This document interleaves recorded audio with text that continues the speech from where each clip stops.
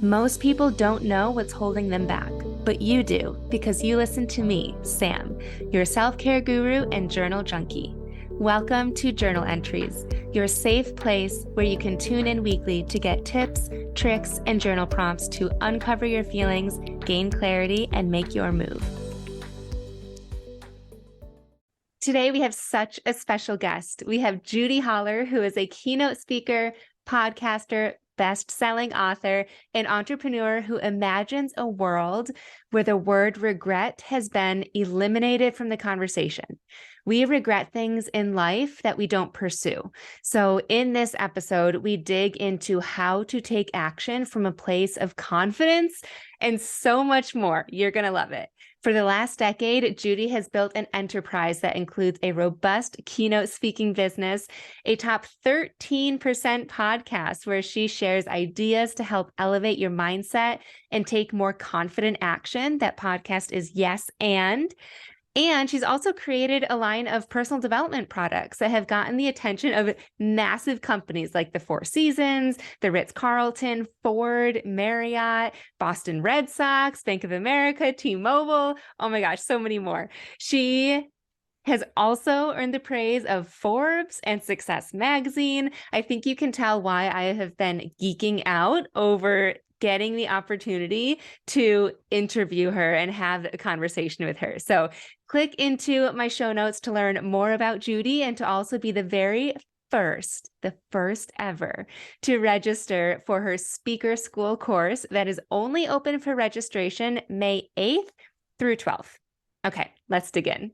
Today, we are talking to one of my favorite entrepreneurs, one of my favorite authors, creatives.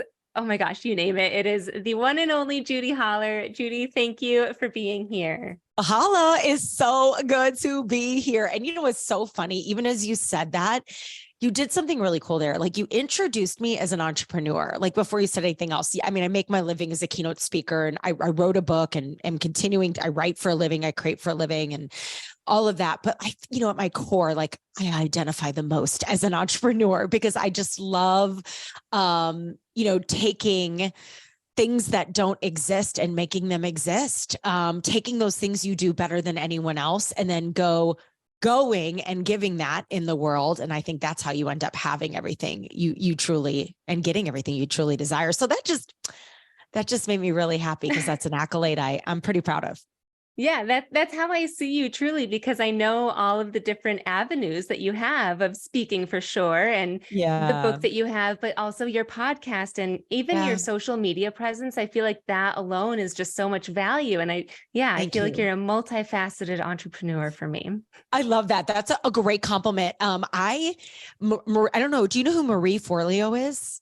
Yes. Marie Forleo. Okay. So I'm an old school, like 2013 B School alumni. Okay. So she has this like course and it's called B School and it teaches you how to build an online business. Anyway, I spent $3,000 on this course, literally changed my life, like turned a $3,000 course into literally a multiple six-figure business at the time when I was just getting started out. So again, like I'm never afraid to invest in myself, but Marie Forleo says this, she goes, I'd like to consider myself multi-passionate. I'm like, oh, that's a good way to say it. Like, I agree with that on so many levels. And that's what's awesome about the work she does is she really helps entrepreneurs get focused who are multi-passionate, because I do believe there's big power. Journaling can really be a great tool to help you get focused, but there's a lot of power in focus because when we lose focus, we sort of lose our fortune. But when we can get really focused, we can find our fortune. And what I say when I mean that is like, you've got to start somewhere, right? Pick a place to start. Get some traction and then allow that to take you into, new adventures, because it's in the doing that you find out what the next thing should be. Like it's in the yeses that you find out what the next and should be, really, truly. Right. So we just need you to move faster and be less perfect, I guess is what I'm trying to say. You know what I mean? Just keep moving. Yes. I love that because it brought me back to the time where I was first introduced to you, which we were just talking about before starting this recording. But I was driving down to the Outer Banks with my sister at the time, and I was listening to the audio version of your book, Fear is My Homeboy. Yeah. And I vividly remember this. But that was a time where I feel like I was waiting for the next thing to do, and like waiting to start Yeah. It was a time where wasn't speaking up for myself. I felt like I didn't know my voice, so that I didn't have one. So I didn't really know what to say. And I was really working on my confidence, but you come off as this like truly vibrant and confident person. Have you always been that way, or did you like stumble into it? Tell us Oh your my ways. gosh. I love this question so much. So thank you for asking it. Well, I feel like, my given last name is Holler. Holla. Like, so I feel like I was sort of born to live out loud. Like, you can't have a last name called Holler and like literally not live out loud. And so I feel like it's a little bit of a soul contract and sort of God's plan, right? That I sort of have this gift that I have of sort of energy and light work in the world. But that said, yes, I have a light inside of me, and I am one of the biggest fraidy cats you will ever meet in your entire life, which is why I feel like I am authorized to write a book called Fear's My Homeboy, Yeah. because I am a student of the work. And so, to confidence, here's what I want to say to you. I think a lot of us assume that you need confidence to go do new, hard, scary things. So maybe it's go on a date or start a business or speak on a stage or put yourself out there on social media, like the millions, be a mom, be a stay-at-home mom, leave corporate, like start lifting weights in the gym. Like there's all these things maybe we desire to do, but we don't feel confident in our ability to go do it. So guess what we do? We do nothing, right? Fear's won the game, like fear won you 0. So here's the thing. You actually don't need confidence to go do new, hard, scary things. This is the hack. It's the doing of new, hard, scary things and living to talk about it that actually makes you more confident. So like I work as a keynote speaker full time. That's how I make my living. It's the love of my life. Okay. If you were to look at my very first speech, and oh, by the way, I speak on stages around the United States and beyond now about courage and reframing fear. But I started 10 years ago. If you saw my first speech, it was about personal branding and like a social media presence and like all of that, right? And probably not the best. Maybe I'd look at the video and go, oh, a little cringe. You know what I mean? Like my earrings were too dangly and they kept hitting the mic, or just all these things you don't know when you don't know what you don't know, right? So the reason I'm saying that to you is, yeah, your first speech shouldn't be the best speech, right? Your first draft shouldn't be the best, right? It's in the repeated attempts of doing scary things that you build the confidence to keep moving. And really, truly, confidence is a conversation mostly about a tolerance for pain. And I think over the years, the way I've been able to reframe fear and do brave stuff in the world and really look confident is because I am confident. I'm confident enough to know that I can live to talk about it. If something fails, like I have a high tolerance for pain being failure, embarrassment, judgment, people not getting it, right? We can't stop that from happening. Right. But this is my life and this is my game and these are my rules. Right. And what I know for sure is that if I just keep moving, it will figure itself out. And the more I do, the more confidence I instill in myself and the more confident I become. So you don't need confidence to go do new, scary things. It's the doing of new, scary things and living to talk about it that actually makes you confident. And one more thing, confidence hatches more confidence. Like it's contagious. Just like compound interest in the bank, like collects upon itself, so does confidence, so does courage, so does creativity. So we got to play with it. Like we got to play with it. And if we're not working with it, like if we never are getting uncomfortable, if we're never facing fear, how do you expect to get brave? You know what I mean? Like if you're never putting yourself in the arena, well, it's going to be hard to feel confident, right? You've got to go do hard stuff and go, oh, look, I did it. Okay. I didn't die. I still have a heart. There's still oxygen, but I still have a dog that'll snuggle me at night and a husband that loves me and a roof over my head. Like what's the worst that can happen? Oh, but what's the best that could happen? That's the question I'm chasing. And that walks us right into confidence. Yeah.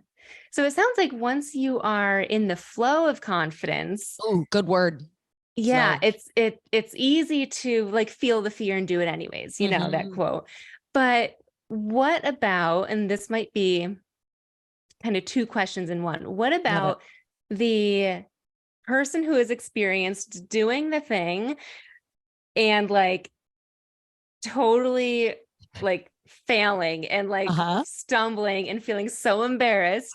Like, Totally. how would she start again? But then also the person where she is doing the thing but doesn't have enough like the word that's coming to me is gumption to keep going. Like she's stuck in the comfort Mm. of where she's at. Ooh, okay. Okay. So let's talk about the first question. Um, the person who's maybe completely bombed or Yeah. has made an epic failure and like or publicly embarrassed themselves or just embarrassed themselves in general or whatever, right? They've put something out or launched and it didn't work. Like make a post and one like whatever, get on stage and have 1,000 ums and blank out. Like, hi, speaking from experience. So again, it's a reframing and the way I reframe it. Okay, so let's go to the improv theater. All my work is inspired by the improv theater, and improv theater is a form of live comedy. And the twist about improv theater is that we have no script. The plot, the storyline, the characters, the dialogue, it's all made up on the fly as we go. And we use our training, our improv training tools like yes and, etc., to succeed and sort of move forward on stage without a script. Okay. So improv, one of the things you learn pretty quick because you have no script and you will fail is that you have to figure out failure. And actually you're encouraged to fail, like fail hard and bomb hard and a lot, because it's in those moments that actually you learn your biggest lessons, but also you sometimes receive your most thought-provoking and surprising reactions from your audience, right? Because it's you really being you. And most people look at improvisers and go, oh my God, how do they do that? They're so magical. They have this like potion. They can just do the impossible. So when we mess up or when we have mistakes or when we get it wrong or when we bomb, it's so relatable to an audience and they lean in and love it even more. So that's lesson number one. You are a human being, and anybody who witnesses anybody else making a mistake, unless they're a complete sociopathic narcissist, has to have a moment of oh my God, she's just like me. Did she just mess that up? Or, oh my God, like, okay, I would so do that, you know? So that's number one. It's a reframing. Like we're all human. Everybody poops, right? Nobody's better than anybody. So like, come on. Right. And then also number two, my thing is in the improv theater, we say no mistakes, only gifts. No mistakes, only gifts.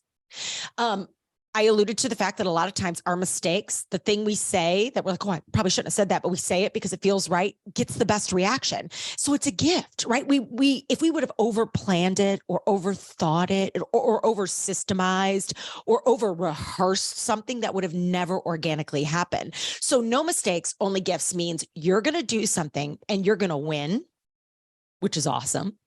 Or you're going to do something and you're going to learn, which is also awesome. We don't lose. So like take it to the keynote stage. I can't even tell you how many times I just use this example because this is what I do for a living. And most of us are afraid to speak. So I have had power go down in front of thousands of people. I've lost slides. I have fallen off of stages. I was doing an improv game one time. Oh, and I had a great joke in my back pocket because like I'm always thinking about what's in my back pocket. So it's like something along the lines of like, oh, I really fell for you guys, but I said it way better. And the whole audience lost it. It was great. I was doing an improv scene and had a heel fly off my foot because I kicked up in the air and it hit a woman in the head and she was not happy about it. She was okay. But again, you know, you're going to have weird things happen. So cool. Every time that happens, it's like, number one, look what I've just done here. It's a story, a gift, something for my books, something for my social media, something for my newsletter. It is content because, you know, as a creator, I think in metaphor, but it's also like, what a education. So if I know I could lose power, am I prepared for that? Like, and I think a lot of people assume, you know, improvisers, because we have no script, we just wing it. No, we're some of the most prepared people you'll ever meet. So I would say to anyone who is in too deep with the fear of failure, or maybe you've had a failure, get a list going. What did you learn? What did you learn? And how are you stronger, faster, and smarter? What a great journaling prompt. And how are you smarter, faster, and stronger on the other side of that perceived failure? Or did you try something recently, something new out of your comfort zone? And did you win? Great. What did you win? How are you more confident? How are you different on the other side of that success, right? That win. And the same goes for a loss or a perceived failure. Final thought here is, as we transition on to the next scenario, Sarah Blakely, CEO, founder, creator of Spanx. Most women are going to be head nodding right now. We all know Sarah Blakely. Okay. So $1 billion company. Okay. Like what an incredible, icon and sort of role model for a lot of women in business, but she grew up in an environment. So I encourage every woman listening to steal this idea where, in the 80s, early 90s, they were sitting around, we didn't have a lot of social media, stuff like that at the time. And I think we were in sports, of course, but things were different. There was a lot of dinnering that happened around the dining room table. And she was lucky enough to grow up in one of those families where they had dinner together most nights, 5 nights a week. And her dad had this thing where she goes, I kid you not, every night, 5 days a week, at minimum, the first question around the dinner table that my dad would ask myself and my brothers, I think she had 2 brothers, was, what did you fail at today? What'd you get wrong? And it would be, I didn't make palms, or I failed science, or, Carrie was mean to me, or whatever failure, or whatever it was, right? And what he was doing in that moment was giving them a really beautiful, powerful reframe. And what they'd say their failure, and then the whole table would throw up napkins in the air and hoot and holler and celebrate and applaud and, pop the non-alcoholic bubbly. What do they call that? Like, it's like a little, they do that fake champagne sometimes at Christmas for kids, but you know what I mean? And she's like, I grew up in this environment where failure didn't feel so scary. It was rewarded because it meant that I was getting stronger and more confident. And the next time it happened, I had a higher tolerance for pain. And I think that is the essence of the advice I'm trying to give here. Like, you need reps and you need to reframe it. So did you win? Great. If you didn't, what did you learn? And then how are you better, stronger, smarter, and faster on the other side of it? That is how you take your power back, for sure. No mistakes, only gifts. So really thinking of the other side, like kind of getting over the hump of where you're at, which I feel like that's a really easy place to settle, of like the clouded vision, and really think of like the what if though, like, what if it goes right? Yeah. And what is the best that could happen here? Kind of coming back to that prompt. But yes. Like we're so quick to dress rehearse tragedy. It doesn't mean we're not thinking about it. I am always thinking about, okay, I'm about to go take this podcast interview. For example, I podcast for a living. I'm a professional speaker. I do a lot of press. You bet your bottom dollar. I went on, learned about your show. I made sure I knew what we were going to talk about. I read through any emails that came through. I have a notebook and a pen here. Like, I am ready. If I lose tech, I've got a backup plan, but I'm ready. Like, I'm prepared, right? I've got notes on my computer here. So if there's a story I want to pull from, so you see what I'm saying? You'll never catch me winging anything. And our preparation can become our best friend, certainly in high stakes scenario. And I really think how prepared you are is how pro you look in life. And this can help you navigate. Like, when you are prepared, you also feel a little less nervous in high stakes scenarios too. Or, you sort of rock with failure a little bit differently, or at least reduce the odds of failure happening because you've got a few bags in a few little bag of tricks. You know what I mean? A few little tricks in your back pocket. Yeah, I love that. So then what about the person who is in there, doing the thing. Yeah. But she just needs like that discipline to keep going, keep doing a thing, or do the thing she's not doing, but know that she needs to. Oh my gosh. I know this person because I am her some days. But I know better now. And I know better now for 2 reasons. Number one, I want to talk about the D word that you just said, which is so important. Discipline, is the name of the game in anything you're building, whether you are trying to build a healthy relationship or you are trying to build a straight up business. Like, it is not easy. It is not easy to get into anything new, whether it's raising kids or raising profit margins in your business. So it's going to require focus and discipline and habits that last, like high performance habits, which is why I couldn't say yes to your podcast and what you're doing fast enough, because journaling is a beautiful way. I find when I get off of that hustle and that commitment to myself, man, I'm a different Judi. So discipline is the name of the game. So discipline is hard though. Discipline is really hard. So I say two things. Number one, hard choices, easy life. Easy choices, hard life, right? It's, what do you want, right? You want a good life? You want an easy life, right? It's hard to save money, but if you want to have an easy life, right, and sleep good at night, you save the money. You do the hard thing. Like if you have a toxic relationship with someone in your life right now, maybe it's a parent, like a mother.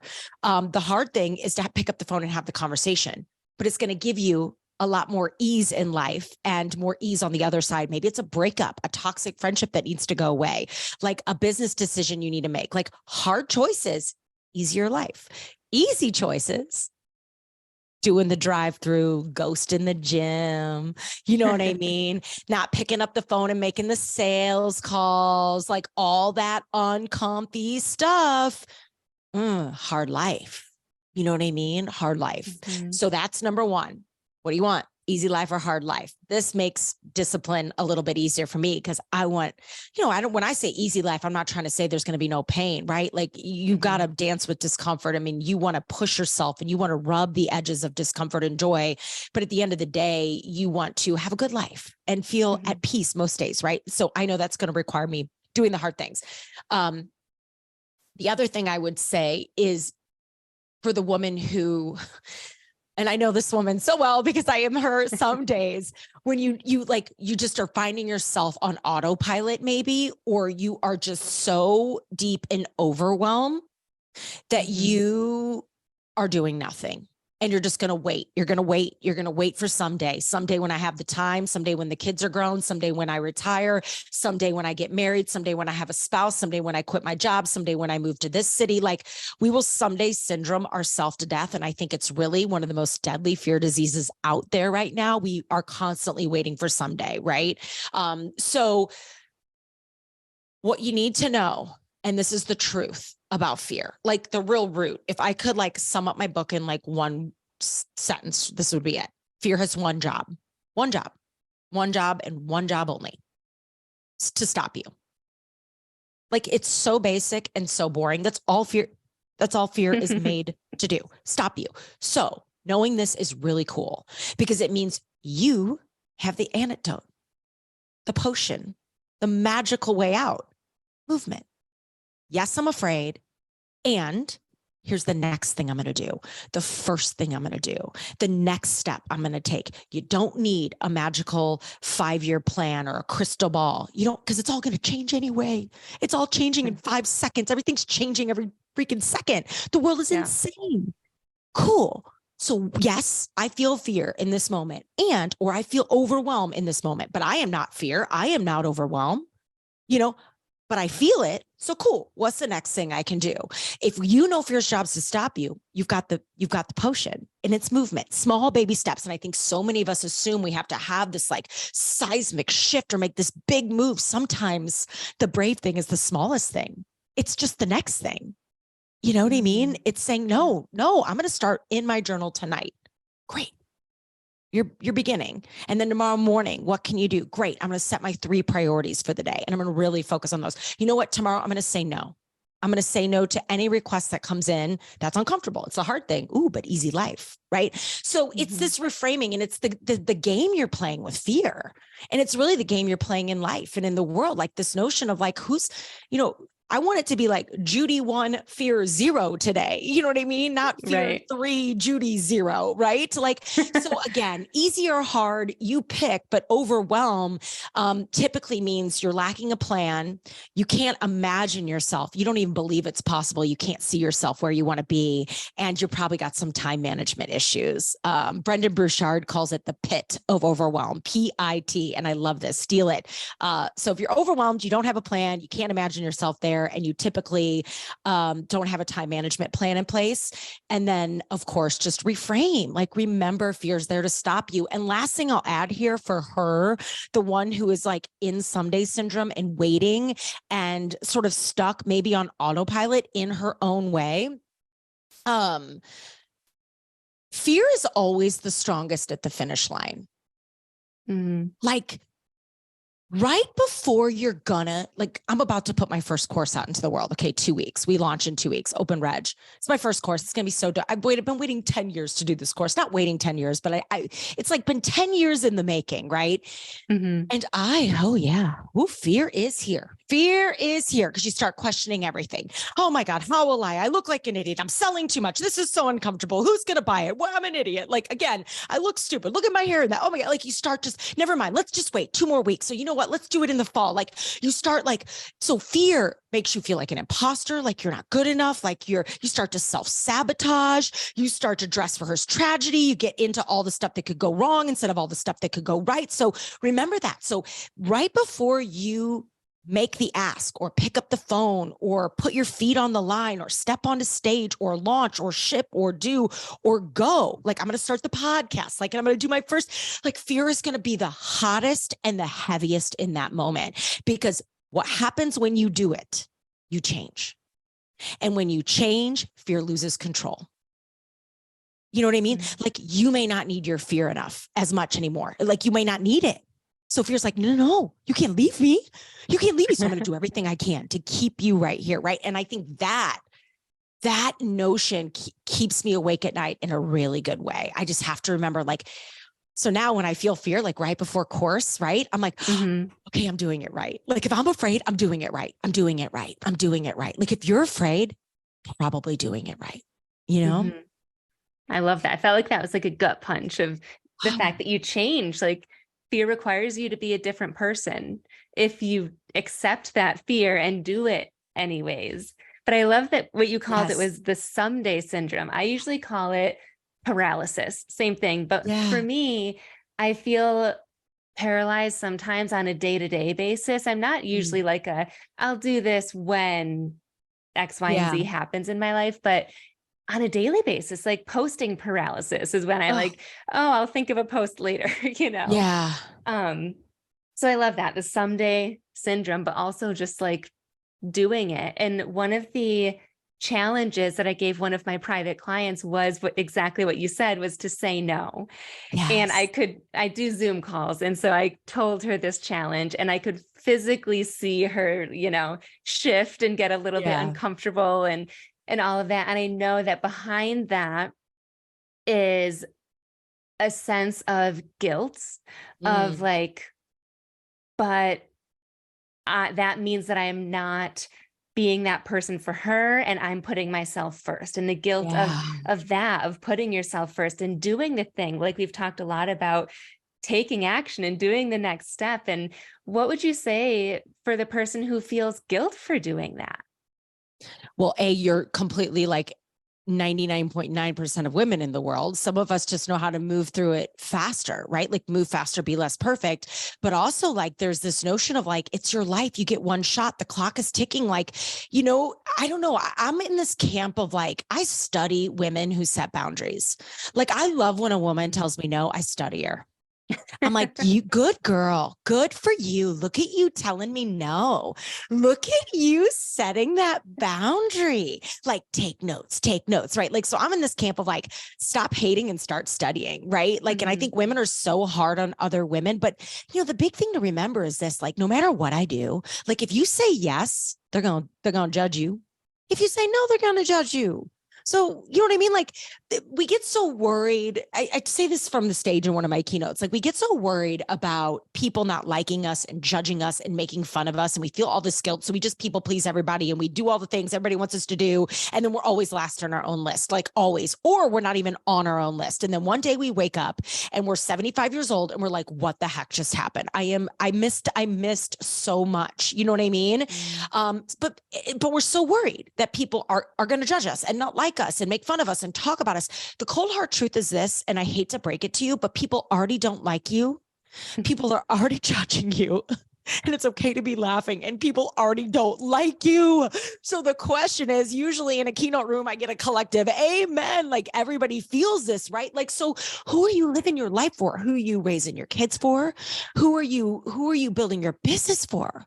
Like, who are you in the gym for? Really, you should be in the gym for yourself, because when you work, everything else works better, including your kids and your family and all your stuff. When you don't work, none of it works. Like, you are a business woman, right? You know what I mean? Like, you're a businesswoman, but you're a business woman. That's a Jay-Z quote. Like, I'm not a businessman, I'm a businessman, right? Like, let's steal it. Like, yeah, I'm a businesswoman, but hold up. I'm a business woman. Like, I'm a business woman, right? Like I'm that first. I'm a business first. So I really talk a lot in the book, Fear is My Homeboy, about really thinking like a CEO, the CEO of you. Like, no matter who you work for or what you do, you're a business woman, right? You're a business first.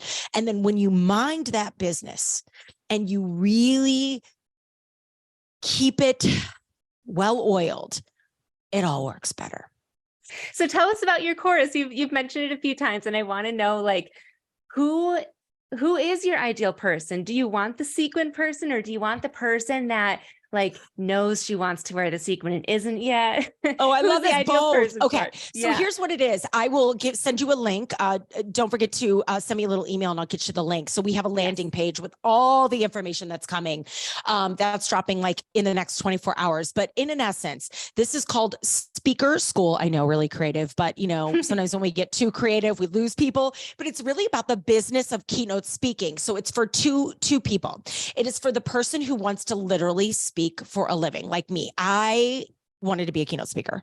I knew I wanted to speak. I just had no idea where to start, and no one was telling me anything. And there's a lot of poser nation out there, and a lot of people telling you like the 5 minutes to famous and all that stuff. So I wanted to like debunk a lot of myths and tell the real deal OG keynote speaker insider scoop on how to go be a speaker. It's for that person. It's also for the person who maybe has a business or a brand, and she knows that stepping on stage and shining a light on that business will grow her business, her following. Listen, if there's one thing I know for sure over the last 10 years, when I got in this game, I had like maybe 500 followers. There is nothing that will grow your business, your brand, move your product, any of it faster than getting on stage. And that is so scary. So I just teach you how to do it with confidence, with swagger. I'm not a coach, I'm a teacher. I teach you how to contract yourself, how to deal with audiovisual, how to navigate fear and your mindset, what to wear, what to do the night before, how to do rehearsals, like all of it. There's 3 parts. Last thing I'll say, there's 3 parts. It's really about building a business. So what does the opening act look like for you? And then it's about being the headliner, right? Like getting the stage. What do you do when you're on the stage? And then what happens on the other side of the stage? The legacy you'll leave, right? The encore on the other side of the stage. And so how are you protecting yourself in all of those ways? So yeah, we're really proud of it. You buy the course, you get lifetime access to it. You get access to me for 6 months and my keynote speaker friends. We're going to do live coaching and give you all the insider access, take it even further with live calls. And then I'm very excited about this too. I'm going to pick one person to go behind the scenes with me and actually fly with me to a keynote and like truly get a rockstar VIP experience so they can watch me in action. And then you'll also get like step-by-step keynote instruction. Like I'm going to give you one of my keynotes and teach every second of the way so you can see how I put my keynotes together and the formula I use and how I create each and every talk I write, so whether it's a sales pitch or a true presentation, we kind of cover it all. So I'm pretty excited. It's about 5.5 hours of content, like 50 handouts. It's going to be pretty juicy. Yeah. So we're really hyped. Speaker School. I had it as a note to say, did I really see that someone is coming with you backstage? Like, that sounds so cool. Yes, I am going to pick someone. We are going to pick one person to get a true live. Like we're going to fly them. We're going to pick the best stage. They're going to be able to shadow me through the whole experience, come backstage, green room, watch me tech check, sound check, do the presentation. Like they get that whole, I would have killed for something like that when I was coming up, Yeah.